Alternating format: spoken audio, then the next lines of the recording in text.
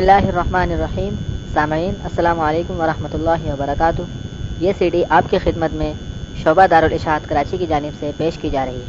ملنے کا پتہ دارالاشاعت اردو بازار کراچی پاکستان۔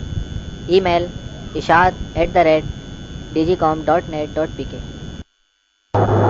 ونعوذ بالله من شرور أنفسنا ومن سيئات أعمالنا، من يهده الله فلا مضل له ومن يضلله فلا هادي له، وأشهد أن لا إله إلا الله وحده لا شريك له، وأشهد أن سيدنا وسندنا ونبينا ومولانا محمدا عبده ورسوله، صلى الله تعالى عليه وعلى آله وأصحابه وبارك وسلم تسليما كثيرا كثيرا.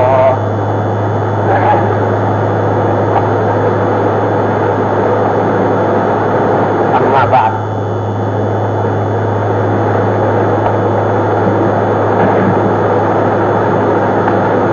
عن أبي هريرة رضي الله تعالى عنه أن رسول الله صلى الله عليه وسلم قال: حجبت النار بالشهوات وحجبت الجنة بالمكاره. یہ حدیث ہے حضرت ابو ہریرہ رضی اللہ تعالیٰ عنہ سے روایت کہ نبی کریم سرور دو عالم صلی اللہ علیہ وسلم نے ارشاد فرمایا کہ حجبت النار بالشهوات، دوزخ پر پردہ پڑا ہوا ہے خواہشات نفسانی کا، شہوتوں کا، یعنی نفسانی خواہشات کا پردہ پڑا ہوا ہے دوزخ پر، اور جنت پر پردہ پڑا ہوا ہے ان باتوں کا جن کو انسان دنیا کے اندر ذرا محسوس کرتا ہے، مشکل محسوس کرتا ہے، پرمشقت محسوس کرتا ہے۔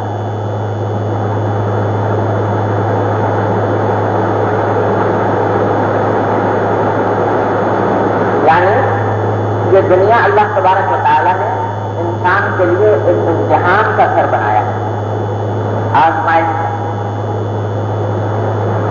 اس آزمائش کا تقاضا یہ ہے کہ تھوڑا سا انسان کو اپنی عقل استعمال کرتے، سمجھ استعمال کرتے، ہمت استعمال کرتے اس امتحان میں کامیابی حاصل کرتے۔ تو اگر دوزخ آنکھوں کے سامنے دکھا دی جاتی کہ دیکھو یہ دوزخ ہے، آگ جلتی نظر آ رہی ہوتی اور اس کے عذاب کا آنکھوں سے مشاہدہ ہوتا، اور دوسری طرف جنت نظر آ رہی ہوتی، اس کی نعمتیں نظر آ رہی ہوتی، اس سے پرکیف اور پرلطف مناظر نظر آ رہے ہوتے، اور پھر کہا جاتا کہ ان میں سے کسی ایک راستے پر چلے جاؤ تو امتحان کیا ہوتا؟ وہ تو امتحان نہ ہوتا۔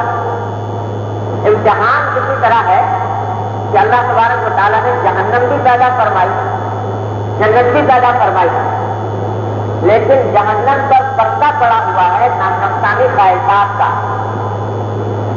یعنی نفسانی خواہشات انسان کو اس طرف لے جانا چاہتی ہے۔ دل چاہتا ہے کہ یہ کام کر لو، حالانکہ وہ کام دوزخ میں لے جانے والا ہے۔ اور جنت کے اوپر پردہ پڑا ہوا ہے مکروہات کا۔ مکروہات سے مراد وہ چیز جس کو انسان کا نفس برا سمجھتا ہے۔ رات کو اٹھو، فجر کے وقت اٹھو، نیند چھوڑو، نماز کے لیے چلو، اللہ کا ذکر کرو اور گناہوں کے کاموں سے بچو، یہ سب وہ باتیں ہیں کہ جس کو انسانی نفس بظاہر برا سمجھتا ہے، لیکن وہی پردہ ڈال دیا ہے جنت کے اوپر، اور جو نفسانی خواہشات ہیں ان کا پردہ ڈال دیا ہے جہنم پر۔ تو جتنی چیزیں شہوات نفس ہیں، نفسانی خواہشات ہیں، ان کے پیچھے اگر آدمی اس طرح چل پڑے کہ جو چیزیں آئے کر گزرے، جس چیز کا دل چاہے کر گزرے، یہ دیکھتے بغیر کہ حلال ہے کہ حرام، جائز ہے کہ ناجائز، تو یہ راستہ سیدھا جنت جہنم کی طرف جا رہا ہے۔ دل چاہ رہا ہے انسانی نفس کی خواہش ہے کہ اس کا میلان ہوتا ہے کھیل تماشوں کی طرف، ایسے کھیل تماشوں کی طرف جو انسان کی نفسانی خواہشات کی تسکین کرے۔ پہلے زمانے میں کھیل تماشوں کے لیے جانا پڑتا تھا، کہیں باقاعدہ اس کے لیے گھر ہوا کرتے تھے، باقاعدہ اس کے لیے جگہ ہوا کرتے تھے، ان کے لیے ٹکٹ خریدنا پڑتا تھا۔ اب تو یہ کھیل تماشے گھر گھر میں ہر خاص میں پہنچ گئے۔ تو یہ وہ شہوتیں ہیں جن کا پردہ پڑا ہوا ہے جہنم تک، پیسے خرچ کر کر کے جہنم خرید رہا ہے انسان، دوڑ دھوپ کر کر کے باغات سے جا جا کر اپنے گاڑے پسینے کی کمائی خرچ کر کے اور دولت کے انگارے خرید کے لا رہا ہے اپنے گھر میں، اپنے خاصگاہ میں، اپنے ڈرائنگ روم میں، اپنے بچوں کے لیے، بجائے اس کے کہ جنت کا سامان کرتا جہنم کے انگارے باقاعدہ پیسے خرچ کر کے خرید کے لا رہا ہے۔ یہ پردہ نہیں پڑا ہوا جہنم کے اوپر، تو اور کیا ہے؟ اگر یہ پردہ اٹھ جائے اور نگاہ حقیقت شناخت پیدا ہو جائے تو پتہ لگے کہ یہ سارا کام جو میں کر رہا ہوں در حقیقت یہ جہنم کی طرف لے جانے والا کام ہے۔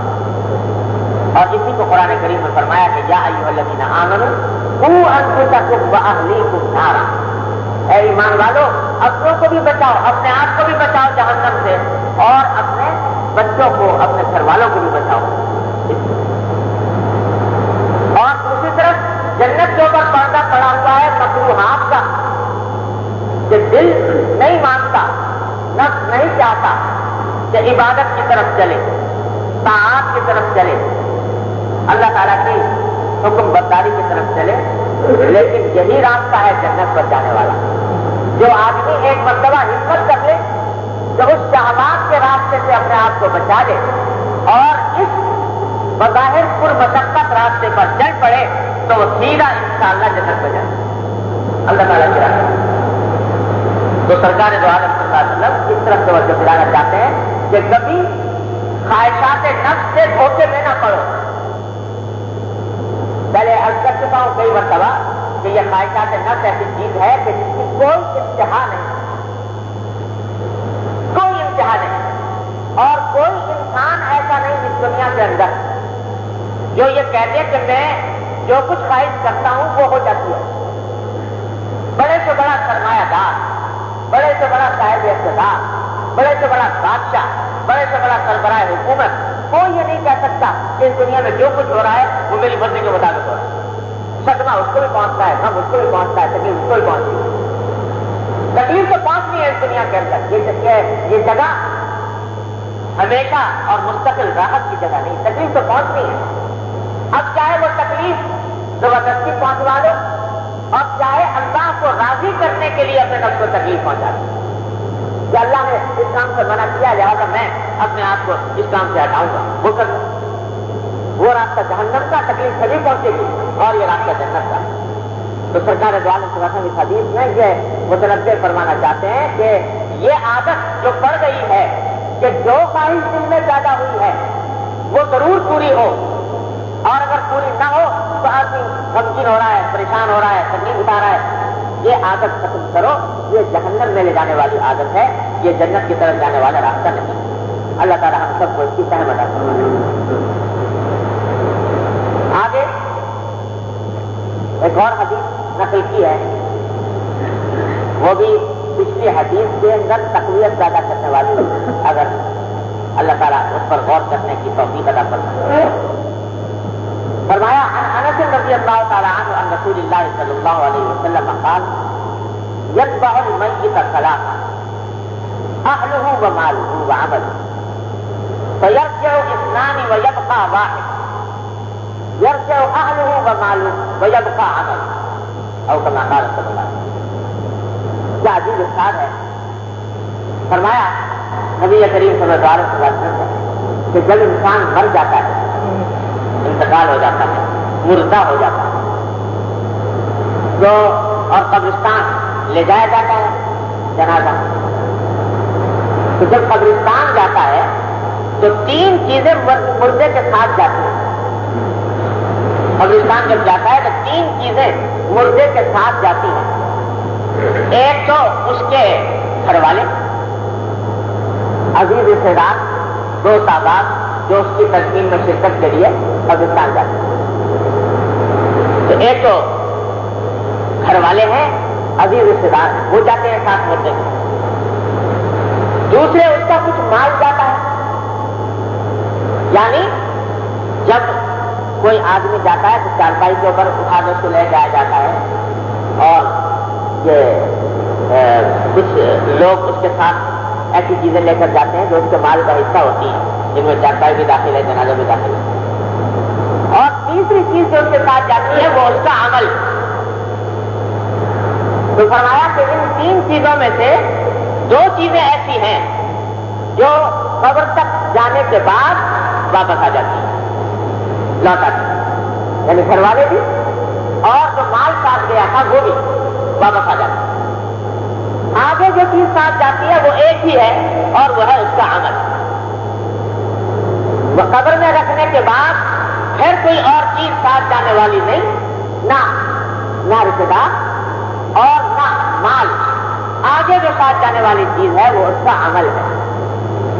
جتنا ہی بڑا سرمایہ دار کیوں نہ ہو، جتنا ہی بڑا دولت مند کیوں نہ ہو، سب کچھ یہی چھوڑ کر چلا جائے گا تو خالی ہاتھ جائے گا.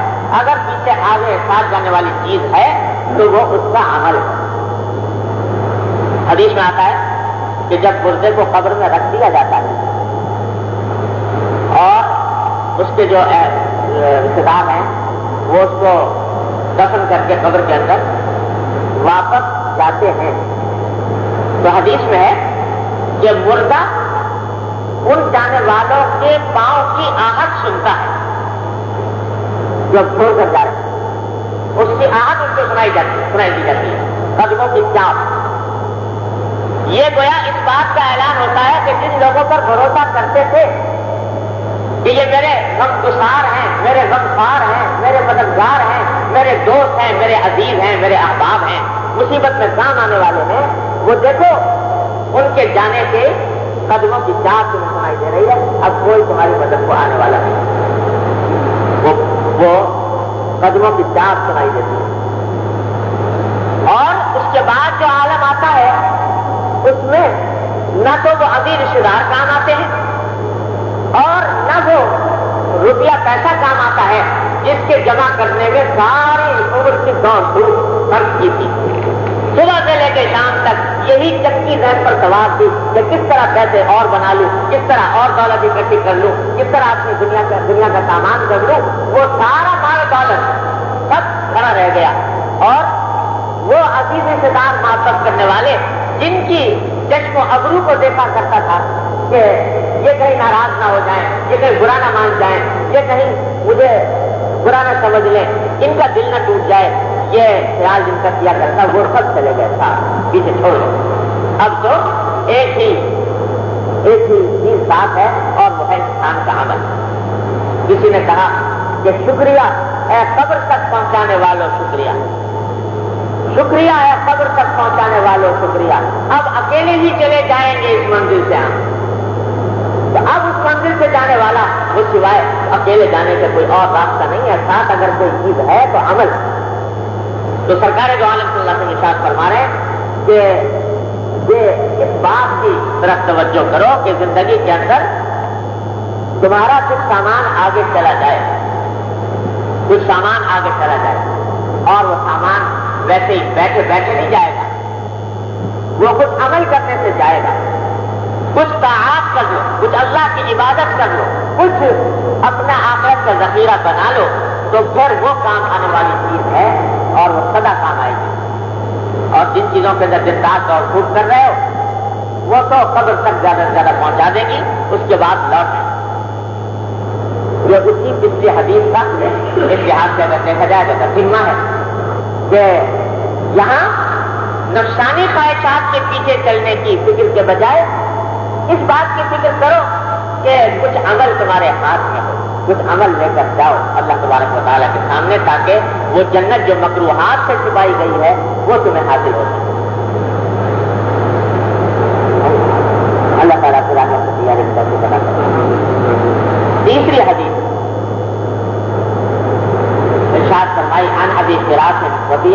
كعب الأسلمي رضي الله تعالى عنه خادم رسول الله صلى الله عليه وسلم ومن أهل الصفة رضي الله عنه قال كنت أبيت مع رسول الله صلى الله عليه وسلم فآتيه بوضوئه وحاجته فقال سل فكنت أسألك مرافقتك في الجنة فقال أو غير ذلك قلت هو ذا قال فأعني على نفسك بكثرة السجود.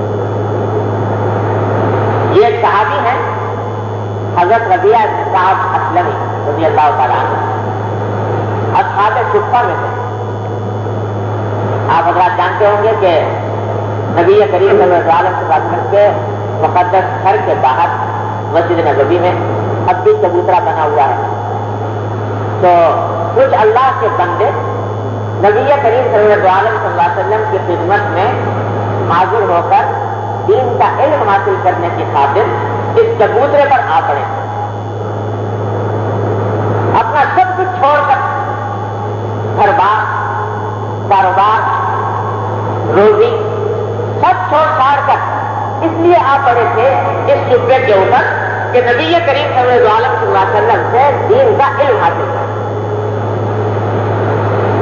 یہ گویا اسلام کی پہلی یونیورسٹی تھی جس میں سب سے پہلے کچھ طلباء نے داخلہ لیا تھا، لیکن وہ داخلہ اس طرح کا نہیں تھا کہ نام لکھے جا رہے ہیں رجسٹر بنائے جا رہے ہیں، اور نصاب تعلیم وہ نہیں تھا کہ کتاب ہو اور کتاب کے اسباق پڑھائے جا رہے ہوں، کوئی زبان سکھائی جا رہی ہو، ایک ایک لفظ کی تعلیم دی جا رہی ہو. نصاب تعلیم کیا تھا؟ نبی یہ کریم سرور دو عالم صلی اللہ علیہ وسلم کے کبو روز یہ نصاب تعلیم. اس لیے آگے پڑھ گئے تھے کہ صبح سے لے کر شام تک سرکار دو عالم صلی اللہ علیہ وسلم کیا کہہ رہے ہیں اور کیا کر رہے ہیں اس کو دیکھیں. بس یہ نصاب تعلیم. اسی میں دنیا بھی داخل، اسی میں دین بھی داخل، اسی میں دنیا کی بھی تعلیم، اسی میں دین کی بھی تعلیم. سرکار دو عالم صلی اللہ علیہ وسلم کی اداؤں کو دیکھنا، اس کو محسوس کرنا اور آپ کی باتیں سننا، اس کو یاد کرنا، یہ صبح سے لے کر شام تک کا مسئلہ تھا. کیا عجیب زندگی کا مقصد بنایا تھا کہ اور سب سے کنارہ کر کے ساری دنیا کے مناظر کو خیر بات کہہ کر ایک ہی منظر دیکھنے کے لیے پڑے ہیں کہ سرکار دو عالم صلی اللہ علیہ وسلم کیا کر رہے ہیں. ان کا ذکر، ان کی تمنا، ان کی یاد. وقت کتنا قیمتی ہے آج کہ صبح سے لے کر شام تک ذکر ہے تو نبی کریم صلی اللہ علیہ وسلم کا، مشغلہ ہے تو سرکار دو عالم صلی اللہ علیہ وسلم کی دیانت کا، اور ذکر ہے تو یہ کہ نبی کریم صلی اللہ علیہ وسلم کی سنت کیا ہے. صبح سے لے کر شام تک اتنی پڑے تقریباً 300-350 کے قریب صحابہ کرام کی تعداد ہے جو اصحاب صفہ کہلاتے ہیں. تو اس طرح پڑے تھے کہ اس بات کی فکر نہیں کہ کھانا کہاں سے ملے گا، کوئی وہاں پر مطبخ نہیں، کوئی باورچی خانہ نہیں، کوئی کھانے کا باقاعدہ انتظام نہیں. پڑے ہیں کہ اللہ کے دین کو محفوظ کرنے کے لیے تو فاصلے بھی گزر رہے ہیں، کئی کئی وقت کے ساتھ. حضرت ابو ہریرہ رضی اللہ عنہ فرماتے ہیں کہ کبھی کبھی ایسا ہوتا تھا کہ میں بھوک سے نڈھال ہو کر مسجد نبوی کے دروازے پر گر جایا کرتا تھا. لوگ سمجھتے تھے کہ اس کو مرگی کا دورہ پڑا ہے، اور مرگی کے دورے میں اس وقت علاج یہ سمجھا جاتا تھا کہ جسم کے مرگی کا دورہ پڑے تو اس کے اوپر جوتے سمیت پاؤں رکھا جائے اس کی گردن پر. تو کہتے ہیں اس سے مرگی کا دورہ کھل جاتا تھا. یہ لوگوں مشہور تھی یہ بات. تو یہ سمجھ کر کہ اس کو مرگی کا دورہ پڑا ہے لوگ میری گردن کے اوپر پاؤں رکھا کرتے تھے، لیکن خدا کی قسم مجھے مرگی کا دورہ نہیں تھا، میں صرف بھوک سے نڈھال ہو کر لیتا ہوا. اس حالت میں ابو ہریرہ رضی اللہ تعالیٰ عنہ پڑے رہتے تھے، اس لیے کہ حضور اکرم صلی اللہ علیہ وسلم کی بات سن لیں، آپ کا چہرہ انور دیکھ لیں، آپ کی اداؤں کا مشاہدہ کریں. اور اسی کا نتیجہ ہے، انہیں کا احسان عظیم ہے کہ آج اسی ابو ہریرہ سے ہم تک 5374 احادیث مروی ہیں. پہنچائی ہے ابو ہریرہ رضی اللہ تعالیٰ، جبکہ صرف سرکار دو عالم کی خدمت میں 3 سال رہنے کی سعادت ملی. سن 7 ہجری میں اسلام لائے غزوہ خیبر کے بعد، اور اس کے بعد 3 سال آپ زندہ رہے. اس 3-3.5 سال کے اندر حدیث کا اتنا بڑا ذخیرہ ہم تک پہنچا گئے کہ آدھا تقریباً ذخیرہ حدیث ان سے بن یہ اصحاب صفہ. انہیں اصحاب صفہ میں سے ایک صحابی ہے جس کا نام ہے ابو فراس ربیعہ بن کعب اسلمی رضی اللہ تعالیٰ عنہ. قبیلہ بنو اسلم کے تھے اور اصحاب صفہ میں تو تھے ہی، ساتھ ہی اپنی خدمات بھی پیش کر دی تھی نبی کریم صلی اللہ علیہ وسلم کو کہ یا رسول اللہ میں آپ کے خادم کی حیثیت سے یہاں پر رہنا چاہتا ہوں کہ آپ کو کوئی کام ہو تو مجھے فرما دیا کریں، میں خدمت کر دیا کروں. تو لالچ دو تھے، ایک تو یہ کہ نبی کریم صلی اللہ علیہ وسلم کی خدمت کا موقع ملے جس کو یہ سعادت میں طرح، اور دوسرے یہ کہ جتنا خدمت کا موقع ملے گا گھر کے اندر جا کر بھی خدمت کا موقع ملے گا اتنا ہی آپ کی زیارت زیادہ ہوگی، آپ کے واقعات زیادہ دیکھنے میں آئیں گے، آپ کے حالات زیادہ مشاہدے میں آئیں گے. اس لیے اپنے آپ کو خادم بنایا ہوا تھا رسول کریم سرور عالم صلی اللہ علیہ وسلم کا.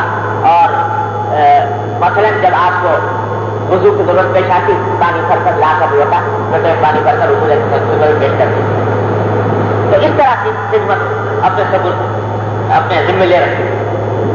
وہ فرماتے ہیں کہ کبھی کبھی میں ایسا کرتا تھا کہ حضور اکرم صلی اللہ علیہ وسلم سے درخواست کرتا تھا کہ یا رسول اللہ یوں دل چاہتا ہے کہ آج کی رات میں آپ کے ساتھ گزار دوں، رات کے وقت میں آپ کی خدمت میں حاضر رہوں، آپ اجازت دے دیتے. تو ایک مرتبہ اسی ایسے ہی موقع پر میں نے رات گزاری نبی کریم صلی اللہ علیہ وسلم کی خدمت میں. تو آپ حسب معمول جب تہجد کی نماز کے لیے اٹھے میں بھی اٹھا اور میں نے عرض کیا کہ یا رسول اللہ میں وضو کا پانی حضور اکرم صلی اللہ علیہ وسلم کی خدمت میں لے کر حاضر ہوا تاکہ آپ وضو فرما لیں. تو آپ نے وضو فرمایا اور اس وقت مجھ سے فرمایا، مجھ سے ارشاد فرمایا کہ سل مجھ سے کچھ فرمائش کرو، مجھ سے کچھ فرمائش کرو. یعنی بظاہر مقصد یہ تھا، یہ ہوگا شاید کہ کوئی ایسی بات کہو جو تمہارے سر میں دل جاتا ہو تو میں تمہارے واسطے دعا کروں کچھ تمہاری حاجت کو پورا کرنے کے لیے. تو فرمایا کہ کچھ مجھ سے فرمائش کرو. اب جناب سرکار دو عالم صلی اللہ علیہ وسلم فرما رہے ہیں کہ مجھ سے کچھ فرمائش کرو، اور ظاہر ہے کہ جب آپ خود فرما رہے ہیں فرمائش کرو جو دعا فرمائیں گے تو اس دعا کی قبولیت میں کیا شبہ ہو سکتا ہے. تو کیا مانگوں، کس چیز کی فرمائش کروں. بڑا آدمی امتحان میں پڑ جاتا ہے ایسے موقع پر کیا چیز مانگو، ہزار خواہشات انسان کے دل میں آ کر چھیڑ لیتی ہے کہ یہ مانگوں یا وہ مانگوں. لیکن یہ صحابی تھے نبی کریم صلی اللہ علیہ وسلم کے صحبت اٹھائے ہوئے تھے، تو اور ساری باتیں چھوڑ کر کہا کہ جی آپ میں تو یہ مانگتا ہوں کہ اللہ تعالیٰ مجھے جنت میں آپ کا سانپ عطا فرمائے. میں تو یہ مانگتا ہوں آپ کا ساتھ عطا فرمائے. تو سرکار دو عالم صلی اللہ علیہ وسلم نے جب یہ دیکھا کہ یہ یوں مانگ رہا ہے تو آپ نے پوچھا کہ اور کچھ اور میرا ذالک اور کچھ اس کے علاوہ کوئی اور چیز. تو میں نے آج کے لیے آپ کا بس یہی چاہتا ہوں اور کچھ نہیں. یہ چاہتا ہوں کہ آپ کا ساتھ نصیب ہو جائے جنت کے اندر. اور مانگی بھی کیا چیز جو واقعی کہ اس کے برابر دنیا آخرت کی کوئی دولت ہو ہی نہیں سکتی. کچھ مانگ لے انسان اس سے زیادہ اور کیا مانگے گا. یہ سرکار دو عالم صلی اللہ علیہ وسلم کی رفاقت جنت کے اندر نصیب ہوتی. اللہ تعالیٰ ان حضرات کو فہم بھی عطا فرماتے ہیں، سمجھ بھی عطا فرماتے ہیں. مانگنے کے لیے بھی فہم چاہیے، سمجھ چاہیے.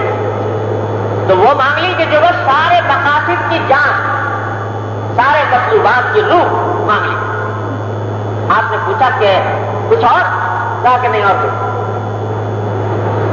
یہ جو پوچھا کہ کچھ اور، سرکار دو عالم صلی اللہ علیہ وسلم نے اللہ عالم اللہ تعالیٰ ہی جانتے ہیں، اللہ کے رسول بہتر جانتا ہے. لیکن یوں لگتا ہے کہ یہ کچھ اور جو پوچھا یہ بھی ایک امتحان تھا. یہ کچھ اور یہ بھی ایک امتحان تھا کہ یہ جو مانگ رہا ہے کہ میرا ساتھ نصیب ہو جائے، کیا اس میرے ساتھ نصیب ہونے کو کیا سمجھتا ہے؟ کیا ایسی چیز سمجھتا ہے کہ اس کے بعد کسی اور چیز کی بھی عادت ہے؟ تو اس امتحان میں پورے اتنے صحابی یہ مطلب جب آپ کا ساتھ مل جائے، آپ کی صحبت نصیب ہو جائے جنت کے اندر، تو اور کیا چاہیے؟ اور کچھ چاہیے؟ نہیں اور کچھ چاہیے، بس ایک ہی چاہیے. کہ آپ کی زکات نصیب ہو. سبحان اللہ. تو اس پر ارشاد فرمایا نبی کریم صلی اللہ علیہ وسلم نے کہ فَأَعِنِّي عَلَىٰ نَفْسِكَ بِكَثْرَةِ السُّجُودِ. کہ اچھا اگر جنت میں چاہتے ہو میرے ساتھ رہنا تو عجیب لفظ استعمال فرمایا کہ پھر میری مدد کرو. اگر جنت میں میرے ساتھ رہنا چاہتے ہو تو اپنے معاملے میں میری مدد کرو. کیا مطلب؟ کہ میں چاہتا ہوں کہ تم میرے ساتھ رہو, میں کوشش بھی کروں گا کہ تم میرے ساتھ رہو, لیکن میری مدد کرو اس مقصد کے حاصل کرنے میں. مدد کیسے کرو؟ فرمایا کہ سجدہ کثرت سے کیا کرو. سجدہ اللہ تبارک و تعالیٰ کو کثرت سے کیا کرو. تو اگر کثرت سے سجدے کرو گے اللہ تبارک و تعالیٰ کی بارگاہ میں, تو جو میں دعا کر رہا ہوں یا جو میں کوشش کر رہا ہوں یا کروں گا تمہیں اپنے ساتھ جنت میں لے جانے کی, اس میں میری مدد ہوگی اس کثرت سے سجدہ کرنے. کیا عجیب لفظ استعمال کرنا, میری مدد کرو. گویا اب میں نے یہ تم کہہ رہے ہو کہ میرے ساتھ رہو, یہ تمہارا مقصد نہیں میرا مقصد بن گیا, اور میں اس کے لیے کوشش بھی کروں گا, دعا بھی کروں گا, لیکن تمہاری مدد چاہیے, اور وہ یہ کہ تم کثرت سے سجدے کیا کرو. اللہ, کیا عجیب بات ارشاد کرنا. دو باتوں کی طرف, دو باتوں کی تعلیم. ایک بات تو یہ کہ بے شک یہ تمہارا مانگنا کہ یا اللہ مجھے نبی کریم صلی اللہ علیہ وسلم کے ساتھ جنت میں آپ کی رفاقت عطا فرما دو, یہ مانگنا بڑا مبارک. میں بھی دعا کروں گا اور اللہ کی رحمت سے امید ہے کہ اللہ تبارک و تعالیٰ قبول فرمائیں. لیکن ایک بات یاد رکھو کہ دعا بڑی مبارک چیز ہے, لیکن دعا تنہا جس میں انسان کے ارادی عمل کا کوئی دخل نہ ہو, وہ تنہا دعا کام نہیں ہے, بلکہ دعا کے ساتھ تھوڑا سا عمل بھی کرنا پڑتا ہے. دعا کرتا رہے انسان اور عمل کے لیے قدم نہ بڑھائے, عمل اس راستے کے اوپر چلنے کا نہ کرے, تو پھر وہ دعا نہیں. دعا وہی ہے کہ اس راستے پر جانے والے راستے پر قدم اٹھا دے, جیسا کیسا اٹھا سکتا ہے, اپنی استطاعت کے مطابق, اپنی بساط کے مطابق, اپنے حالات کے مطابق قدم بڑھا دے. پھر دعا کرے کہ یا اللہ قدم تو بڑھا دیا, منزل تک پہنچانا آپ کا کام ہے, اے اللہ اپنی رحمت سے مجھے منزل تک پہنچا دی. پھر دعا کرے گا, وہ دعا کارآمد ہوگی, وہ دعا لے جائے گی, انشاءاللہ ضرور لے جائے گی. لیکن جانا تو چاہتا ہے حیدرآباد اور چل دیا سمندر کی طرف, اور دعا کر رہا ہے کہ یا اللہ حیدرآباد پہنچا دی. تو یہ دعا کوئی دعا نہیں, یہ مذاق ہے. دعا جب ہے کہ حیدرآباد کے جانے والے راستے پر قدم اٹھا دے, لیکن یہ کہے کہ یا اللہ اٹھا تو دیا, یہ قدم بہت کمزور ہے, یہ بہت ضعیف ہے, راستہ بڑا دور نظر آتا ہے, مجھے مشکل لگ رہا ہے. اے اللہ میں نے قدم تو اٹھا دیا, لیکن اس کو پہنچانے والے آپ ہیں, پھر رحمت سے پہنچا دیا. یہ دعا کرے گا تو انشاءاللہ پہنچ جائے. لیکن چلے الٹی طرف اور دعا مانگے سیدھے راستے کی, تو یہ دعا نہیں, یہ مذاق ہے. جیسے آج کل بعض لوگ سمجھتے ہیں کہ بھائی تو بزرگوں کے پاس جاؤ, ان سے دعا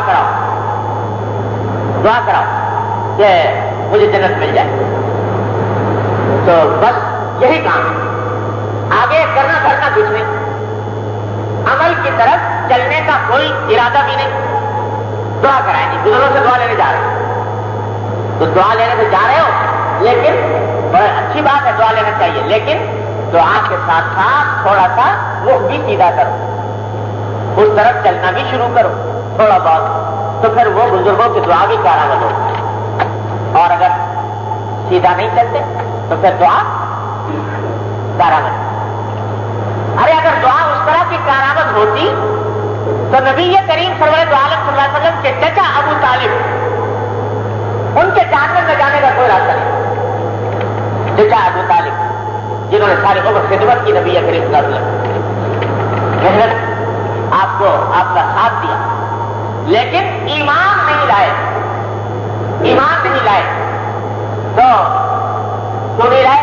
آخر وقت میں جب جا رہے ہیں دنیا سے نبی کریم صلی اللہ علیہ وسلم پہنچ گئے سہانے، پہنچ کر کہا کہ چچا صرف ایک بات کہہ دیجیے، اشہد ان لا الہ الا اللہ اشہد ان محمد رسول اللہ، یہ کلمہ پڑھ لیجیے، آگے میں نمٹ لوں گا، آگے میں جان لوں گا، لیکن یہ کلمہ پڑھ لوں تاکہ آپ ایمان لے کر دنیا سے اتر، لیکن مقدر میں نہیں تھا تو ایمان نہیں لائے۔ اور ایمان کس لیے نہیں لائے؟ کہا کہ جانتا ہوں محمد تم سچ کہتے ہو، تم باقی جو بات لے کر آئے وہ سچی ہے اور اللہ کے رسول ہو، توحید بھی برحق جو پیغام دیتے ہو سچ ہے، لیکن اگر میں نے مان لیا اس بات کو تو مکے کی لڑکیاں یہ تانا دیا کریں گی کہ ابو طالب جہنم کے ڈر سے، آگ کے ڈر سے اپنے آبائی دین کو چھوڑ گئے، تو اس واسطے اس تانے کے ڈر سے ایمان کی توفیق نہ تو نبی کریم صلی اللہ علیہ وسلم کو قرآن شریف میں حکم آ گیا، انک لا تہدی احببت لا تہدی من احببت ولکن اللہ یہدی من یشاء، آپ کس کو ہدایت دینا چاہیں تو یہ نہیں ہے کہ آپ کے اختیار میں ہے ہدایت، جس کو چاہے ہدایت دے، جس کو چاہے ہدایت نہ دے، آپ کے اختیار میں نہیں ہے، اختیار میں ہمارے، ہم جس کو چاہیں ہدایت دیں، اور ہم کس کو دیتے ہیں ہدایت؟ جو ہدایت چاہتا ہے، جو چاہتا ہے کہ مجھے ہدایت ملے، جو اس راستے پر چلنے کی چلتا ہے اور قدم بڑھاتا ہے، پھر ہم ہدایت دیتے ہیں، تو آپ بھی دیتے۔ تو اگر صرف دعاؤں سے کام چلتا صرف دعا سے اور عمل کی کوئی ضرورت نہ ہوتی تو پھر سارے کفار مسلمان ہو گئے ہوتے، حضور صاحب کی خواہش کو آئیں گے کہ سب مسلمان ہو جائیں، تو آپ کی خواہش کے مطابق سب مسلمان ہو گئے، کوئی کافر نہ رہتا، پھر ابو جہل ہوتا ہے نہ ابو لہب ہوتا ہے، لیکن وہ رہے کافر پر رہے، کافر مرے۔ حضور اکرم صلی اللہ علیہ وسلم کی جلوہ جہاں آرا آنکھوں کے سامنے آیا، آپ کی زیارت ہوئی، آپ کے معجزات دیکھے، آپ کی سیرت طیبہ کو مشاہدہ کیا، پھر بھی ظلمت کی ضرورت، کیوں؟ اس واسطے کہ ارادہ نہیں تھا دل میں اپنے آپ کو بدلنے، طلب نہیں تھی، اس راستے پر چلنے کا اہتمام نہیں تھا، اس واسطے دیکھا، اور جس کے دل میں طلب ہو، جس کے دل میں تڑپ ہو، وہ سلمان فارسی رضی اللہ تعالیٰ عنہ کہاں کے رہنے والے، اس اللہ کے بندے کے دل میں تڑپ پیدا کر دی اللہ تعالیٰ کہ نبی آخر الزمان آنے والے ہیں، کسی طرح ان کی زیارت ہو جائے، تو وہ کہاں سے سفر کر کے پہنچے، اور نبی کریم صلی اللہ علیہ وسلم کی زیارت ہوئی اور دیکھتے مسلمان۔ تو یہ طلب کی بات ہے، طلب، یہ طلب صرف دعا سے نہیں ہوتی، دعا بے شک بڑی کارآمد چیز ہے، لیکن جب تک اس کے ساتھ تھوڑا سا قدم نہ اٹھے، روح انسان کا درست نہ ہو، اس وقت تک تنہا دعا کرتی ہے۔ اب دیکھیں کتنا کیسا لمحہ تھا جس میں سرکار دو عالم صلی اللہ علیہ وسلم نے ان سے کہا کہ فرمائش کرو، یعنی دل چاہ رہا ہے آپ کا اس کے لیے دعا کرنے کا، اور دعا کرنے کا وقت بھی ہے، تہجد کا وقت، اور ان کے دل میں خواہش بھی ہے اور ایمان بھی ہے، ایمان کے ساتھ ظاہر ہے کہ اپنا سب کچھ چھوڑ چھاڑ کر پڑے ہوئے ہیں ڈر کر نبی کریم صلی اللہ علیہ وسلم کی، لہذا قدم بھی اٹھائے ہوئے ہیں، لیکن یہ اشارہ کرنے کے لیے، جو بتلانے کے لیے کہ تنہا دعا کے اوپر بھروسہ کر کے مت بیٹھ جانا، خود بھی تمہیں کچھ کرنا ہے۔ فرمایا کہ اعنی علی نفسک بکثرۃ السجود، میری مدد کرو، مدد کیسے کرو کہ سجدے کثرت سے کیا، اشارہ کر دیا کہ تمہارے عمل کرنا ضروری ہے، عمل کے بغیر محض تمناؤں سے جنت حاصل نہیں ہوتی، الجنت لا تحصل بالامانی، آرزوؤں سے جنت نہیں ملتی، آرزوؤں سے ملا کرتی ہیں تقدیریں، آرزوؤں سے بنا کرتی ہیں تقدیریں، صرف آرزو سے نہیں ہوتی، ہاں کچھ عمل کرنا پڑتا ہے۔ یہ اور بات ہے کہ عمل ٹوٹا ہو، پھوٹا ہو، ناکارا ہو، ناقص ہو، ادھورا ہو، اور پھر ہاتھ اٹھا دے اللہ تعالیٰ کے سامنے کہ یا اللہ یہ ٹوٹا پھوٹا ہے، یہ ادھورا ہے، یہ ناقص ہے، یہ ناقص لے کر آیا ہوں، اس ناقص کو کامل بنانا آپ سے مطلب جینا کبھی بضاعت الفجار فاوف لنا الكيل وتصدق علينا، یا اللہ یہ کھوٹی بضاعت لے کر آیا ہوں، لیکن اس کو ناقص کو کامل بنانا آپ کے قبضے میں، اپنی رحمت سے وہ بنانا. تو ہو تو کوئی پونجی کھوٹی ہی صحیح، ٹوٹی پھوٹی ہی صحیح، لیکن وہ لے کر جائے اور ہاتھ میں کچھ نہیں اور دعا محض مانگ رہا ہے، یہ بات کافی نہیں ہوتی. ہاں اس کے لیے بھی دعا کریں کہ یا اللہ میرا رخ بھی سیدھا کر، اس کے لیے بھی دعا کریں. اپنا ارادہ بھی کر لے اور ارادے کے ساتھ دعا بھی کر لے، اور حتی الانسان جو انسان کے بس میں ہے وہ کر گزرے، اس کے بعد پھر اللہ تعالیٰ کی طرف سے مدد آتی ہے. کئی مرتبہ سنا چکا ہوں قصہ، یاد رکھنے کا ہے. حضرت یوسف علیہ السلام زلیخا نے گناہ کی دعوت دی، دروازے بند کر دیے، دروازوں پر تالے ڈال دیے، اور گناہ کی دعوت، تنہائی کا عالم. حضرت یوسف علیہ السلام بھی نوجوان، اور نوجوانی کے جذبات، آپ یاد رکھیے کہ نبی کے اندر جو قوت ہوتی ہے وہ عام انسانوں کے مقابلے میں بعض روایتوں سے معلوم ہوتا ہے 100 گنا زیادہ ہوتی ہے. بشری تقاضے عام انسانوں کے مقابلے میں 100 گنا زیادہ ہوتے ہیں نبی کے اندر. تو وہ بشری تقاضے تمام تر موجود، اور جوانی کا عالم اور خلوت اور تنہائی، کوئی دیکھنے والا نہیں. اس وقت میں گناہ کی دعوت دی جاتی ہے، اس درجہ دی جاتی ہے کہ تھوڑا سا خیال دل میں آ گیا، ہمت بھی وہم نہ بھی، تھوڑا سا خیال دل میں کچھ پیدا ہو بھی گیا. لیکن کیا کیا کہ اللہ تبارک و تعالیٰ کی فوراً اللہ تعالیٰ کی طرف رجوع کر کے یا اللہ علم اگر اللہ کا کلی و ترحمنی حسب الیہ واکن من الجاہلین، یا اللہ اگر آپ مجھ پر رحم نہیں فرمائیں گے تو میں مائل ہو جاؤں گا ان کی طرف اور جہالت کا ارتکاب کرنے والا بن جاؤں گا اگر آپ نے مجھ پر رحمت نہ کی. تو ایک طرف دعا کی پکارا اللہ تبارک و تعالیٰ کو کہ یا اللہ یہ شدید امتحان کا موقع ہے، پاؤں پھسلنے کا شدید خطرہ ہے، اے اللہ آپ دستگیری فرمائیے، آپ نے دستگیری نہ فرمائی تو میں پھسل جاؤں. اور دوسری طرف کیا کیا کہ دروازوں کی طرف بھاگے، دروازے کی طرف بھاگے. جن دروازوں کی طرف جن میں آنکھوں سے نظر آ رہا تھا کہ تالے پڑے ہوئے ہیں، نکلنے کا راستہ نہیں، جانتے تھے کہ تالے پڑے ہوئے ہیں، نکلنے کا راستہ نہیں، لیکن اتنا بس میں تھا کہ دوڑ کر دروازے تک پہنچ جائیں. دوڑ کر دروازے کی طرف پہنچے، اللہ تبارک و تعالیٰ کو پکارا کہ اللہ میں اس فتنے میں مبتلا نہ ہو جاؤں، آپ مجھے اس فتنے سے بچا لیجیے. جب پہنچے تو اپنا کام کر لیا جو اپنی شفاعت کا تھا، دروازے تک بھاگنے کا وہ کام کر لیا اور اللہ تعالیٰ کو پکار لیا. پہنچے تو دروازے ٹوٹ گئے، تالے ٹوٹ گئے، دروازہ کھل گیا اور سامنے وہ عزیز وہ جو تھا اس کا شوہر زلیخا کا وہ نظر آیا. اللہ تعالیٰ نکال.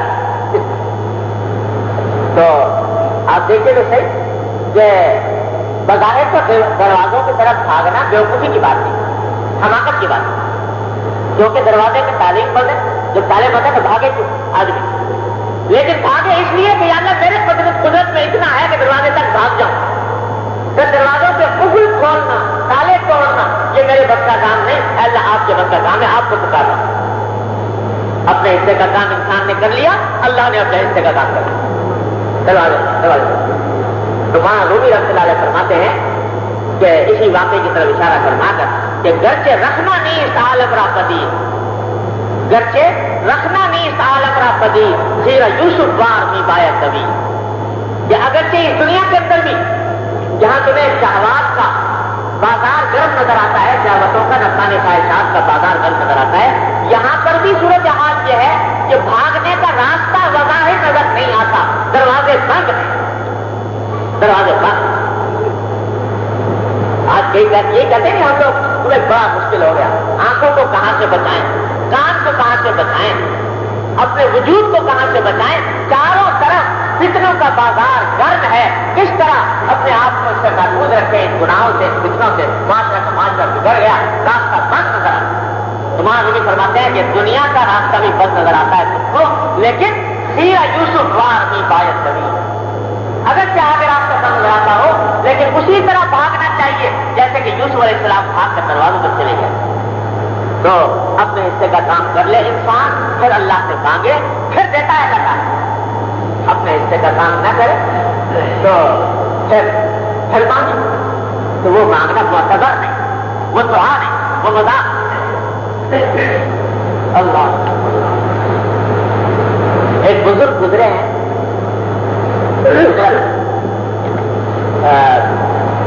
کانگلے میں تھے، حضرت حکیم الامت صلی اللہ علیہ وسلم کے سے ذرا پہلے کا دور کا زمانہ اس میں تھے۔ دیکھیے نام کانگلے کے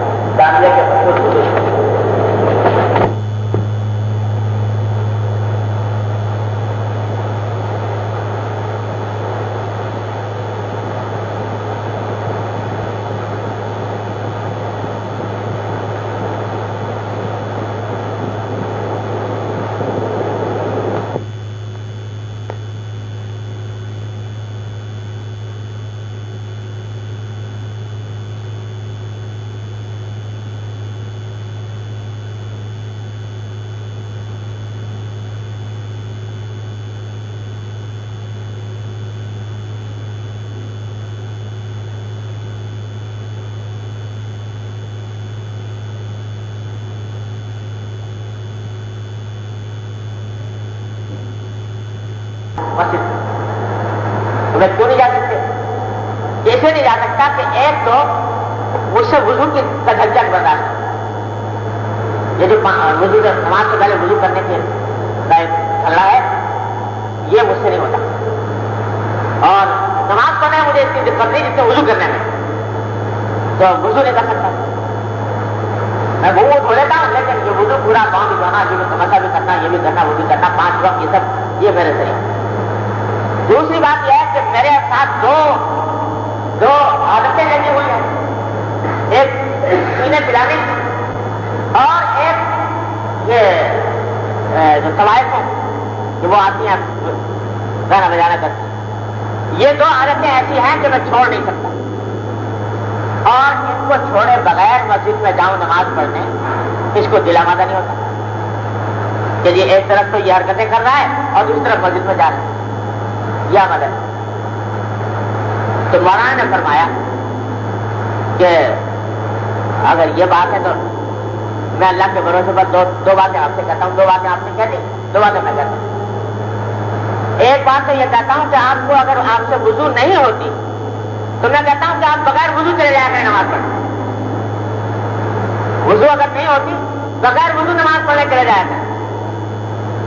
اور دوسری بات یہ ہے کہ یہ آپ کہہ رہے ہیں کہ مجھ سے یہ 2 عادتیں نہیں چھوٹتی، تو یہ 2 عادتیں چھوٹیں کہ نہ چھوٹیں اس سے بحث نہیں، لیکن آپ نماز میں جانے کا وعدہ کر لیں جو نماز میں جایا کروں گا مسجد۔ اس نے کہا کہ جی مولانا کیا بات کر رہے ہیں آپ، ایک تو بغیر وضو نماز پڑھنے کا حکم کہہ رہے ہیں اور دوسرے یہ کہہ رہے ہیں کہ یہ سب کرتے رہو اور ساتھ میں نماز کو بھی چلے جایا کرو، یہ عجیب بات۔ تمہارا فرمایا کہ یہ میری ذمہ داری، یہ مجھ سے وعدہ کر لیجیے کہ مسجد میں جایا کریں۔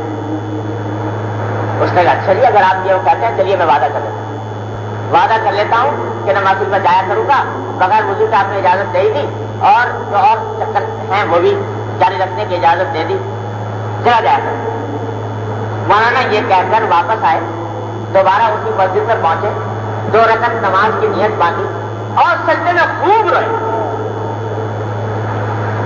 ساتھی کہتے ہیں کہ خوب ہی روئے، اور جب نماز سے فارغ ہوئے تو میں نے پوچھا کہ مولانا یہ آپ نے عجیب معاملہ کیا، ایک تو وہاں گیا ہے اس نے کہ بغیر وضو کے نماز پڑھ لیا کرو، فقہائے کرام نے تو یہاں تک لکھ دیا کہ بغیر وضو کے نماز پڑھنا بعض اوقات کفر تک پہنچ جاتا ہے۔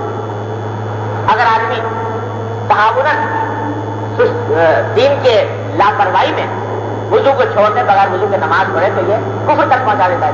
آپ نے ایک تو کام یہ کیا، اس کو یہ کہہ دیا، اور دوسرا کام یہ کیا کہ آ کے مسجد میں روئے خوب۔ یہ کیا بات ہے؟ کہا کہ بھائی بات یہ ہے کہ اس سے کہہ تو آیا میں کہ بغیر وضو کے نماز پڑھ لیا کر، لیکن آ کر پھر میں نے 2 رکعتیں پڑھ کر اللہ تبارک و تعالیٰ کے سامنے اس لیے رویا اور گڑ گڑایا کہ یا اللہ میرے بس میں تو اتنا ہی تھا، میرے بس میں تو اتنا ہی تھا کہ اس سے یہ کہہ دیتا کہ تو یہاں تک آ جایا کر، اب وضو کرانا آپ کے قبضے میں،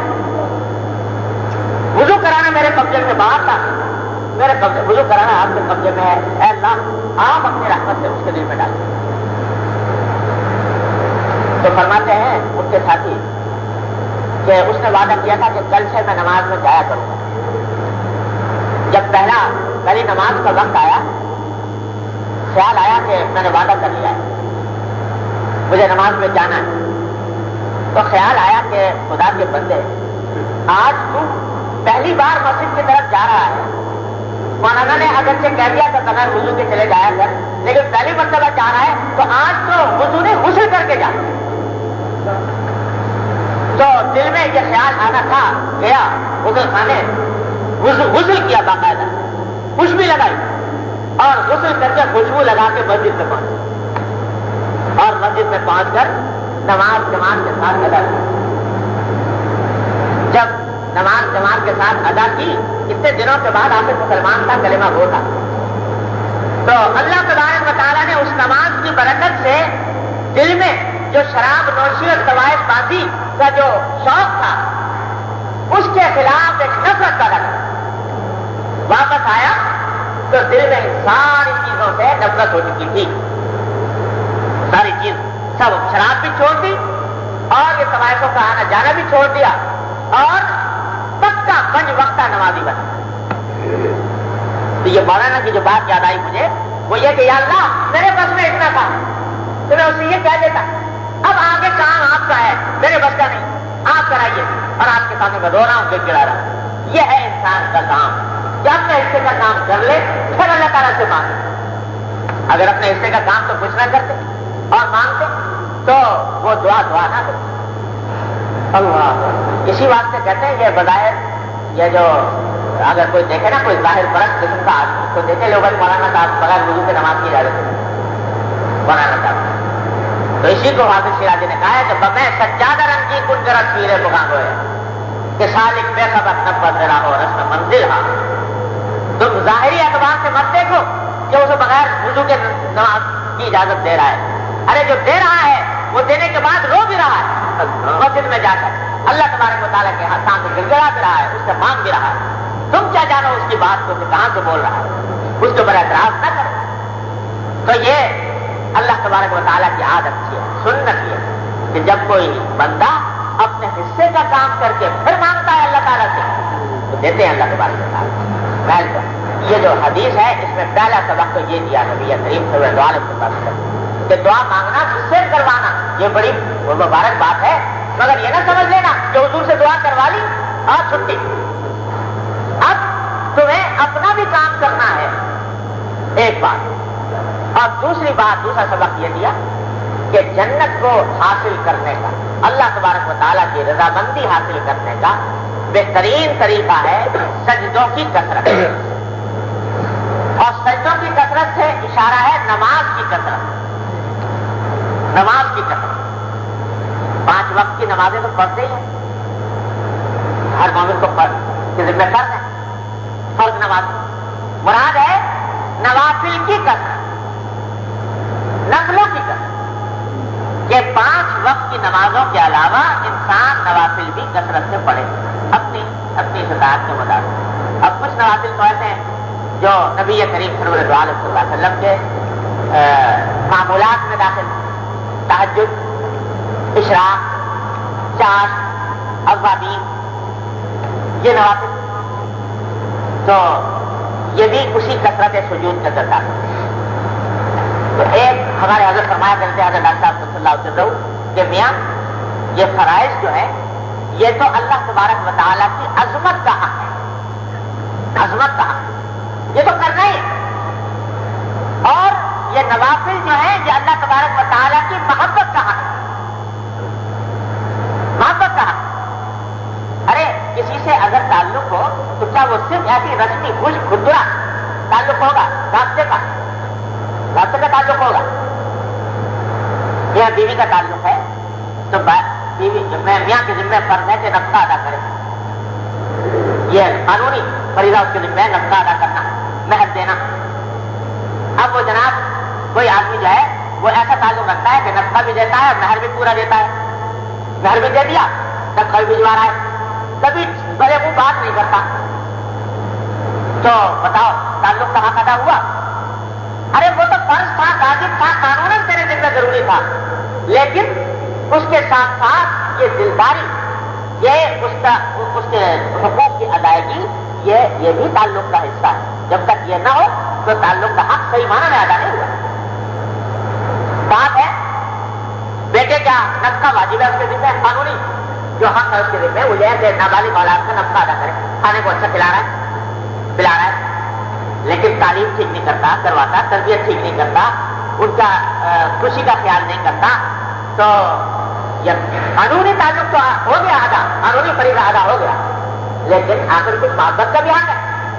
تو ہمارے لوگ فرماتے تھے کہ یہ فرائض جو ہیں یہ اللہ تبارک و تعالیٰ کی عظمت کا حق ہے، اور نوافل یہ اللہ تعالیٰ کی محبت کا حق ہے.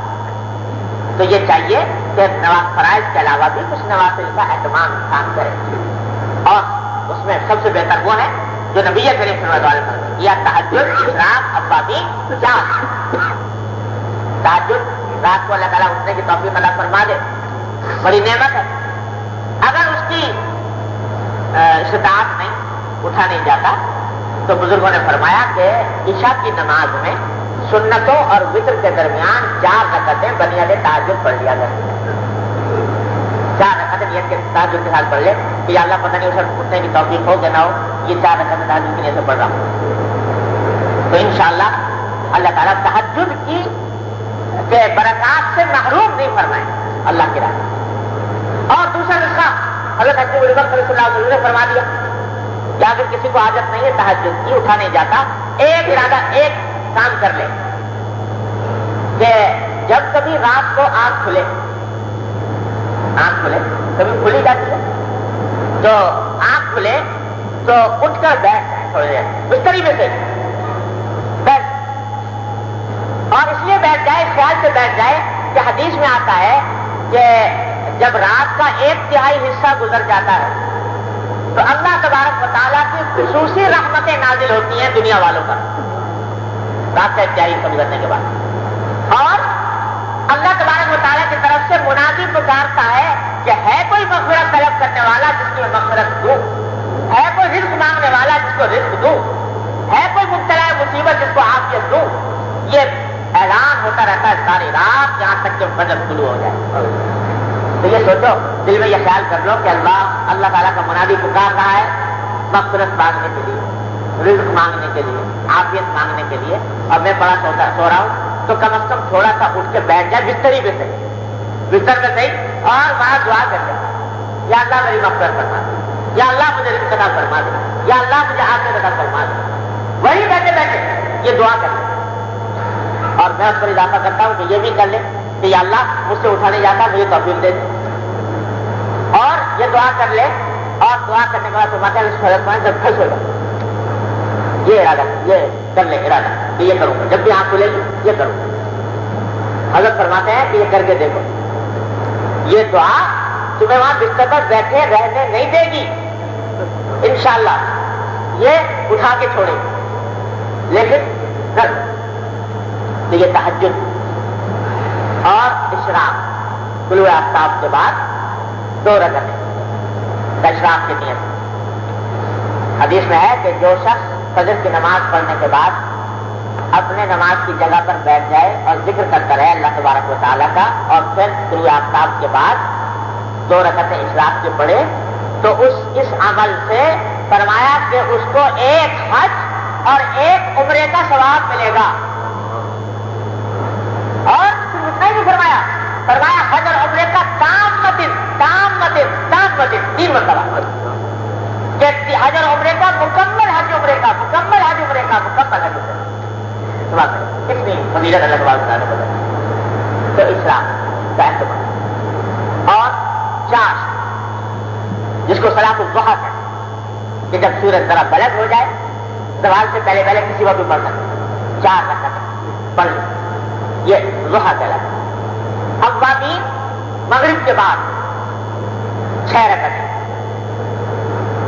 2 سنت تو ہوتی ہے، 4 اس میں اور اضافہ کر لیں، 4 نفلوں کا سب ملا کر 6 ہو جائے. اوابین اس طرح اگر 2 سنت سنتوں کے علاوہ 6 پڑھ لے بہت اچھا، نہ کرے تو 2 سنت مؤکدہ سمیت 6 پڑھ لے تو بھی اوابین ادا ہو جاتی ہے. اور یہ بھی بڑی فضیلت کی چیز اس کا کر جاتا ہے. یہ 4 نمازیں تہجد اشراق 4 اوابین، یہ 4 نمازیں. اور پھر جب کبھی کوئی حاجت پیش آئے، جب کوئی پریشانی ہو تو اللہ تعالیٰ کرے. حدیث میں آتا ہے کہ نبی کریم صلی اللہ علیہ وسلم کو جب کوئی پریشانی پیش آتی فوراً آپ جلدی سے نماز کی طرف رجوع فرما دیتے. کان اذا حزبہ امر فزع الی الصلاۃ، جب کوئی مسئلہ کھڑا ہوا آپ سیدھے نماز. یہ مقصد. تو یہ کثرت سجود جو فرما رہے ہیں کہ سجدے کی کثرت کرو، یہ نوافل کی جاتا ہے. اور یاد رکھیے سجدے سے زیادہ لذیذ عبادت کوئی اور ہے نہیں. اور حدیث میں آتا ہے کہ جتنا بندہ اللہ تبارک و تعالیٰ سے سجدے کی حالت میں قریب ہوتا ہے اور کسی حالت میں اتنا قریب اللہ تعالیٰ سے نہیں. کیا اچھا لفظ استعمال فرمایا. سورہ اقرا جو ختم ہو رہی ہے، سورہ اقرا وہ آیت سجدہ ہے، وہ پڑھوں گا تو سب کا سجدہ واجب ہو جائے گا، کر لیجیے گا بات. تو فرمایا اس میں وسجد واقترب، وسجد واقترب. کیا مانا؟ سجدہ کرو ہمارے پاس آ جاؤ. کیا خوبصورت جملہ ہے. سجدہ کرو ہمارے پاس آ جاؤ، ہمارے قریب آ جاؤ. تو سجدہ معلوم ہوا کہ سجدہ ایسی چیز ہے اللہ تعالیٰ کا قرب حاصل کرنا ہے، اس کے پاس جانا ہے تو اس کا راستہ ہے سجدہ. سجدہ کرو ہمارے پاس آ جاؤ، قریب آ جاؤ. تو یہ سجدے سے زیادہ قرب اللہ تبارک و تعالیٰ کا کسی اور راستے سے نہیں ہوتا. تو اسی واسطے اس سجدے کو معمولی چیز نہ سمجھیں. جس وقت انسان کی پیشانی ٹکی ہوئی ہے اللہ جل جلالہ کی چوکھٹ کے اوپر، ساری کائنات اس پیشانی کے نیچے، یہ اللہ تبارک و تعالیٰ کی چوکھٹ پر یہ سجدہ ہو رہا ہے. اسی کا آسنا اونچا ہے اتنا کہ سر جھک کر بھی اونچا ہی رہے گا. اس چوکھٹ کے اوپر سر جھکائے گا تو وہ سر اونچا رہے گا، کبھی وہ کسی سے نیچے نہیں ہو سکتا. یہ سجدہ جسے تو، یہ ایک سجدہ جسے تو گراں سمجھتا ہے، 1000 سجدوں سے دیتا ہے آدمی کو نجات. یہ چوکھٹ پر جب سر جھکا دیتا ہے اللہ تبارک و تعالیٰ کے، تو ساری کائنات اس پیشانی کے نیچے. اور اسی واسطے سجدے کی حالت میں دعا میں بڑا مزہ ہے. سجدے کی حالت کے اندر دعا کے اندر بھی بڑا لطف ہے، قریب ہے. اللہ تبارک و تعالیٰ کی چوکھٹ پر سر رکھا ہوا ہے اور اس وقت مانگ رہا ہے اللہ تبارک و تعالیٰ. تو فرائض میں تو، فرائض کے اندر تو اچھا ہے کہ آدمی صرف سبحان ربی الاعلیٰ ہی پڑھے. اگرچہ جائز ہے اس میں بھی دعا کرنا، لیکن جو سنت ہے نبی کریم صلی اللہ علیہ وسلم کی وہ یہی ہے کہ سبحان ربی الاعلیٰ پڑھے. لیکن نفلوں میں، تہجد میں، اشراق میں، چاش میں، اوابین میں، بلکہ سنن مؤکدہ میں بھی، اس میں جب سجدہ کر رہے ہو، سجدے کے اندر وہ دعائیں جو قرآنی دعائیں یا وہ دعائیں جو معصور دعائیں ہیں، مسنون دعائیں ہیں جو مناجات مقبول وغیرہ میں پڑھی لکھی ہوئی ہے، وہ پڑھ، وہ دعا کرے. سجدے میں پڑھا ہے اور کہہ رہا ہے کہ ربنا آتنا فی الدنیا حسنۃ وفی الآخرۃ حسنۃ وقنا عذاب النار. سجدے میں پڑھا ہے اور کہہ رہا ہے رب اغفر وارحم وانت خیر الراحمین. سجدے میں پڑھا ہے اور اللہ تبارک و تعالیٰ سے ہدایت مانگ رہا ہے، اللہم اهدنی وسددنی. تو یہ سجدے کی حالت میں کی ہوئی دعائیں، یہ بڑی عجیب دعائیں. اور ایک روایت آتی ہے، دیکھیے یہ ساری باتیں نبی کریم صلی اللہ علیہ وسلم سکھا گئے. ایک صحابی فرماتے ہیں کہ ایک مرتبہ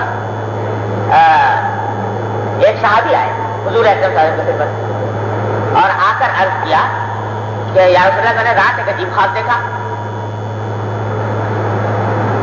تو حضرت صلی اللہ علیہ وسلم جب کوئی صحابی خواب بیان فرماتے تھے تو توجہ سے سنا کرتے تھے. اور حدیث میں چلیے وہ بتا، حدیث میں ہے کہ جب کوئی خواب بیان کرے تو بیان کرتا تو آپ یہ دعا کیا کریں، یعنی خواب سننے سے پہلے کہ خیرت تلقاہ و شرت توقاہ، خیر لنا و شر لأعدائنا. یہ دعا پڑھنے کا معمول تھا. سرکار دو عالم ہر جگہ سکھانا ہے سرکار دو عالم اس موقع پہ کیا پڑھنا ہے. کسی نے کہا کہ جی میں نے خواب دیکھا تو آپ سنتے ہی یہ دعا پڑھتے ہیں. کیا اچھی دعا ہے, خیرن تلقا ہوں و شرن توقع ہوں, کہ اللہ کرے اس خواب کے نتیجے میں تمہیں خیر ملے اور تم شر سے بچو. یہ جو خواب بیان کرنا اسے کہہ رہا ہے کہ اللہ کرے تم خیر تمہیں ملے اور شر سے بچو, اور جو خواب تم مجھے بیان کرنا چاہتے ہو خدا کرے وہ ہمارے لیے خیر ہو, ہمارے دشمنوں کے لیے برا. خیرن تلقا ہوں و شرن توقع ہوں, خیر لنا و شر لآدائنا, یہ سنت نبی ہے. خیر, تو ایک صحابی نے آ کر عرض کیا کہ رسول اللہ نے عجیب خواب دیکھا. آپ نے پوچھا کیا, تو فرمایا, اور صحابی نے عرض کیا کہ اصل خواب میں یہ دیکھا کہ میں بیٹھا ہوا قرآن شریف پڑھ رہا ہوں, قرآن شریف پڑھتے پڑھتے ایک سجدے کی آیت آ گئی, تو سجدے کی آیت میں نے تلاوت کی اور تلاوت کر کے اس کے لیے سجدہ کیا, کیونکہ آیت سجدہ کی تلاوت کی سجدہ واجب ہو جاتا ہے, سجدہ کیا. تو سامنے ایک درخت تھا, وہ درخت بھی اپنی جگہ سے چلا اور تھوڑا چل کے وہ بھی سجدے میں گر گیا, سجدے میں گر گیا درخت بھی. میں بھی سجدے میں, وہ درخت بھی سجدے میں, اور وہ درخت جو ہے وہ اس میں سے آواز آ رہی ہے, درخت میں سے سجدے کی حالت میں گرا ہوا ہے درخت, اور اس میں سے آواز آ رہی ہے کہ اللہم اکتب لی عندک بہا اجرا وخذ اللہم ضع عنی بہا وزرا واکتب لی عندک بہا اجرا وتقبلها منی کما تقبلتها من عبدک داؤد علیہ السلام. اور ایک روایت کے اندر یہ الفاظ بھی آتے ہیں کہ سجد وجہی للذی خلقہ وقدرہ وشق سمعہ وبصرہ. یہ پڑھ رہا ہے درخت پڑھ رہا ہے, درخت میں آواز آ رہی.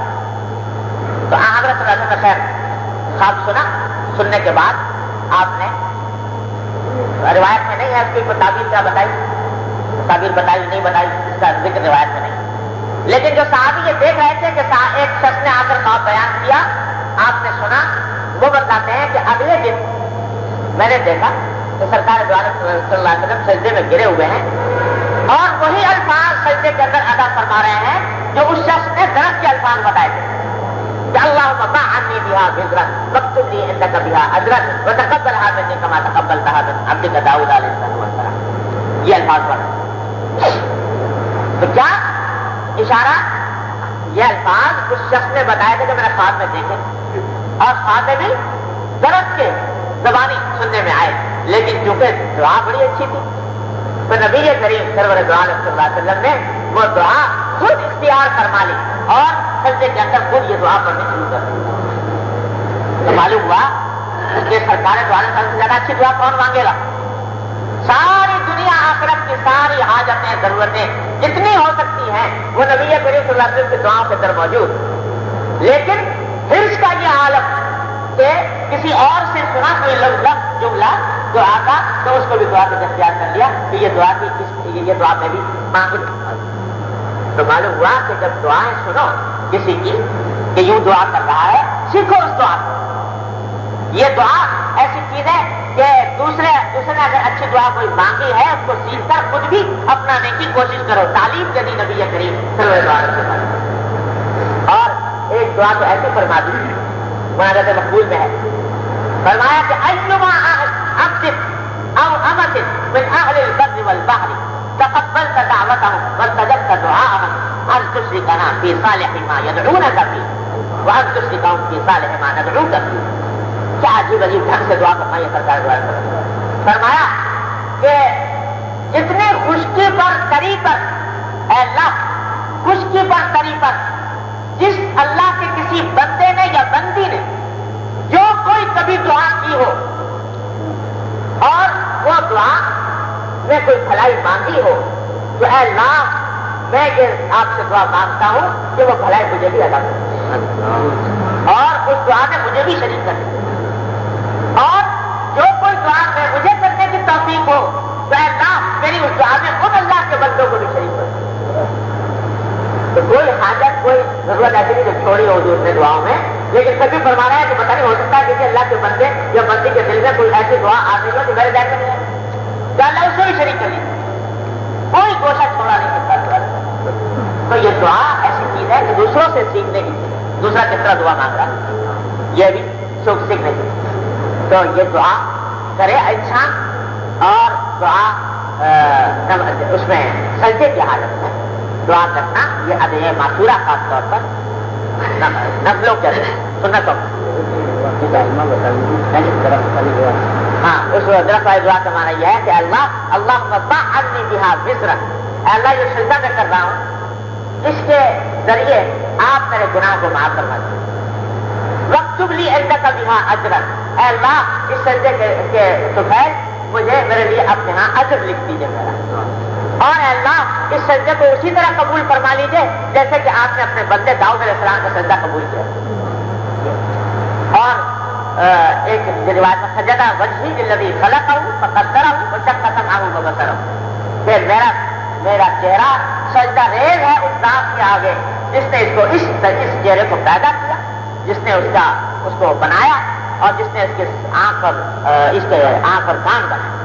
تو یہ الفاظ، تو غرض یہ کہ یہ دعا سجدے کی حالت، تو یہ بڑا مزے کا جملہ ہے، یہ سورہ اقرا کے اندر نے فرمایا واسجد واقترب، سجدہ کرو اور ہمارے قریب آ جاؤ، ہمارے پاس آ جاؤ۔ تو اس سے زیادہ کیا دعوت ہوگی اللہ تبارک و تعالیٰ کی طرف سے بندے کو، کیا دعوت ہوگی؟ آؤ قریب آ جاؤ۔ تو اس قرب کی حالت میں دعا مانگنا خاص طور سے نفل، اور ویسے بعض اوقات نماز کے بعد ہی یا کسی اور حالت میں بھی دل چاہ جائے سجدہ کر کے دعا مانگنے کا تو ٹھیک ہے، کر سکتے ہیں، کوئی حرج نہیں، اردو میں دعا مانگتے رہو، سجدے میں پڑھو، لیکن ہاں ہر نماز کے بعد عادت نہیں بنانی چاہیے کیونکہ حضور صلی اللہ علیہ وسلم ثابت ہے، لیکن جائز تو کبھی کبھی جب ڈال کبھی آ گیا دل چاہ گیا تو گر کے بھی مانگ اللہ تبارک و تعالیٰ۔ تو یہ جو فرمایا کہ میری مدد کرو، کیسے مدد کرو؟ کثرت سجود سے، سجدے کی کثرت، تو یہ سجدے کی لذت اٹھانے کی کوشش، یہ سجدے کا لطف اٹھانے کی کوشش، تو یہ بڑا عجیب عالم ہوتا ہے کہ انسان چوکٹ پر سر جھکائے ہوئے۔ میں نے عرض کیا ہمارے حضرت فرماتے تھے کہ جو چوکٹ پر جھک گیا، جس پہ جو پیشانی چوکٹ پر جھک گئی، ساری کائنات اس کے آگے جھکی ہوئی ہے۔ کسی نے کہا کہ سر بر قدم حسن قدم پر کلہ تاج، کہ قدم حسن پر سر اور سر بر قدم حسن قدم پر کلہ تاج، حسن کے سر پر قدم رکھا ہوا، سر رکھا ہوا ہے سجدے میں اللہ تبارک و تعالیٰ کے وجود، اور قدم ہے سارے دنیا کے تاج و تخت کے اوپر جو سجدے کے اندر پڑا ہوا ہے، اس سے زیادہ معراج کی چیز۔ یہ فرمایا کہ سجدہ جو ہے صلاۃ معراج المومنین، مومنین کی معراج، حضور اکرم صلی اللہ علیہ وسلم کو معراج وہاں حاصل ہوئی، قرب کا وہ مقام حاصل ہوا جو کسی کو نہیں ہو سکتا۔ امت کے واسطے تحفہ کیا لے کر آئے؟ نماز، صلاۃ، کہ تم اگر یہ معراج حاصل کرنا چاہتے ہو تو سجدے میں سکت دو، الصلاۃ معراج المومنین، یہ ہے صلاۃ۔ تو اس کی کثرت یہ ہے راستہ سرکار کا فرما دیا کہ میرے ساتھ اگر رہنا چاہتے ہو جنت میں، میری صحبت میری رفاقت حاصل کرنا چاہتے ہو تو سجدے کی کثرت کرو۔ دو سبق حدیث سے میں نے عرض کیا ملے، ایک یہ کہ تنہا دعا بڑی چیز ہے، لیکن دعا اس وقت دعا ہے صحیح معنی میں جب آدمی رخ بھی سیدھا کرے، کوئی قدم بڑھائے، ٹوٹا پھوٹا ناقص ادھورا کیسا بھی ہو بڑھائے اور پھر دعا مانگے۔ اور دوسرا یہ کہ کثرت سجود یہ اللہ تبارک و تعالیٰ کے قرب کا ذریعہ ہے، اور اس سے اللہ تبارک و تعالیٰ جنت عطا فرماتے ہیں۔ سرکار دوارے میں فرماتے ہیں کہ میری مرافقت میری رفاقت جنت کے اندر اس سے نصیب ہو، اللہ تعالیٰ کی رحمت سے ہم سب کو عطا فرمائے۔ اور یہ میں نے صاحب کیا، میں نے آج یہ سورہ اقرا کی آخری آیت جو ہے واسجد واقترب، یہ آیت سجدہ ہے، سب پر سجدہ واجب ہو گیا ایک مرتبہ، اگرچہ بار بار کہا ہے میں نے، لیکن ایک مجلس میں جب بار بار پڑھا جائے تو ایک ہی مرتبہ سجدہ واجب ہوتا ہے، تو اس لیے ایک سجدہ سب کر لیجیے گا۔ دعا کریں اللہم صلی علی سیدنا، اللہم صلی علی سیدنا، اللہم ربنا ظلمنا انفسنا وان لم تغفر لنا وترحمنا لنكونن من الخاسرين، ربنا آتنا في الدنيا حسنة وفي الآخرة حسنة وقنا عذاب النار۔ ربنا آتنا في الدنيا حسنة وفي الآخرة حسنة وقنا عذاب النار. یا ارحم الراحمین اپنے فضل و کرم کی رحمت سے ہمارے تمام گناہوں کو معاف کر. یا اللہ ہمارے اعمال و اخلاق کی اصلاح فرما. یا اللہ ہمیں سیدھے راستے پر چلنے کی توفیق عطا فرما. یا اللہ ہمیں ہمارے گھر والوں متعلقین احباب سب کو اپنی رحمت سے اپنی رضا کاملہ عطا فرما. یا اللہ اپنی مغفرت کاملہ عطا فرما. یا اللہ ہر طرح کے شرور اور فتنوں سے ہمارے گھر والوں اعزا احباب متعلقین سب کی حفاظت فرما. یا اللہ اپنی رحمت سے ہمیں اپنے دین کی صحیح فہم عطا فرما. یا اللہ اس پر چلنے کی توفیق عطا فرما, اس پر استقامت عطا فرما. یا اللہ ہمارے دلوں میں اپنی محبت کو راسخ فرما. یا اللہ اپنی محبت کو تمام محبتوں اور تعلقات پر غالب فرما. یا ارحم الراحمین اپنے تعلق کو تمام تعلقات پر غالب فرما. یا اللہ اپنی رحمت سے اپنے فضل و کرم سے اپنی رضا کاملہ اور جنت عطا فرما. یا اللہ اتباع سنت کی توفیق عطا فرما. یا اللہ اتباع سنت کی توفیق عطا فرما. یا اللہ جو باتیں ہم نے کہیں اور سنی اپنی رحمت سے ان کو باتوں سے عمل میں تبدیل فرما. یا اللہ ان پر استقامت عطا فرما. یا اللہ اپنی رحمت سے ہمیں توفیق عطا فرما. یا ارحم الراحمین توفیق عطا فرما. یا ارحم الراحمین تمام حاضرین و حاضرات کو ان کے تمام جائز مقاصد پر کامیابی عطا فرما. یا اللہ سب کی پریشانیوں کو دور فرما. یا اللہ سب کی مشکلات کو آسان فرما. یا اللہ سب کے جبراتوں کو پورا فرما. یا اللہ اپنی رحمت سے عالم اسلام کے تمام مسلمانوں کی مشکلات کو آسان فرما. اللهم انا نسألك من خير ما سألك من عبدك ونبيك محمد صلى الله عليه وسلم ونعوذ بك من شر ما استعاذك من عبدك ونبيك محمد صلى الله عليه وسلم. ربنا تقبل منا انك انت السميع العليم وتب علينا انك انت التواب الرحيم. وصلى الله تعالى على خير خلقه محمد واله وصحبه اجمعين. بسم الله الرحمن